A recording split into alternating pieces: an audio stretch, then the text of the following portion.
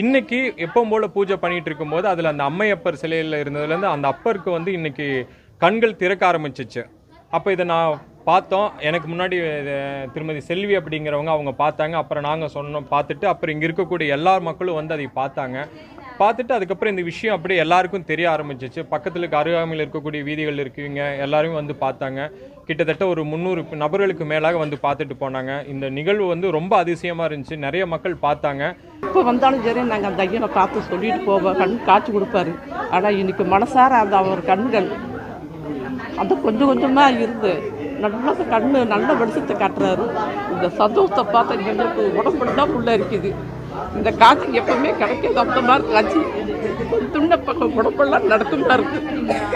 வார்த்தை என்ன பேசுறதுன்னே தெரியல.